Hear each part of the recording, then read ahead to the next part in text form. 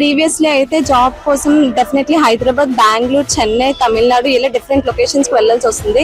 But ఎప్పుడైతే ఈ వైజాగ్ లో కొత్తగా గూగుల్ అండ్ మంచి కంపెనీస్ ఎప్పుడైతే పెట్టడం జరిగిందో, ఇప్పుడు చాలా మంది యూత్ ఈవెన్ బీటెక్ చేసిన, డిగ్రీ చేసినప్పుడైతే ఇలాంటి కంపెనీస్ వస్తాయో వాటికి అప్లై చేసుకొని చిన్న ఉద్యోగమైన పెద్ద ఉద్యోగమైన గూగుల్ అనేది చాలా చాలా పెద్ద కంపెనీ. అటువంటి కంపెనీ వైజాగ్ రావడం మాత్రం అది చాలా అదృష్టం వైజాగ్ కి. నిజంగా జాబ్స్ వచ్చినట్టే. అండ్ మెయిన్లీ చాలా మంది చదువుకున్న వాళ్ళకి చాలా బెనిఫిట్ అవుతుంది. సాఫ్ట్వేర్ గానీ, హార్డ్వేర్ గానీ ప్రతి ఒక్క ఫెసిలిటీస్ కూడా ఇక్కడ ఉంటుంది. సో నిజంగా ఈ గవర్నమెంట్ కి అయితే మనం చాలా సపోర్ట్ చేయాలి. ఇన్ని పరిశ్రమలు తీసుకుని వస్తుంటే జగన్మోహన్ రెడ్డి దీన్ని ఆపడానికి కోర్టులో కేసులు వేస్తున్నారు, అడ్డుకుంటున్నారు ఈ పరిశ్రమలు రాకుండా ఉండాలి. ఇది ఎంతవరకు కరెక్ట్ అంటారు? ఎందుకు ఇంత పెద్ద పరిశ్రమలు తీసుకుని వస్తుంటే జగన్మోహన్ రెడ్డి ఎందుకు దీన్ని అడ్డుకుంటున్నారు?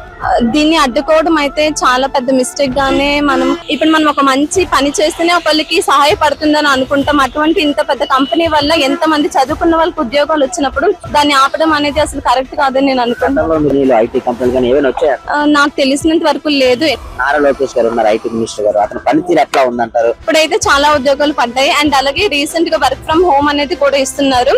స్టార్ట్ అయింది. ఇప్పుడే డిగ్రీకి, బీకామ్ కి వెళ్తుంది. నెక్స్ట్ ఇంజనీరింగ్ కూడా వస్తుంది. సో దాని వల్ల అయితే ఎవరైతే చాలా ఇయర్స్ గా ట్రై చేస్తున్నారు వాళ్ళు కూడా ఇప్పుడు ఇంట్లో నుండి పని చేసుకునేలాగా వాళ్ళు కల్పించారు. అది చాలా చాలా సంతోషంగా.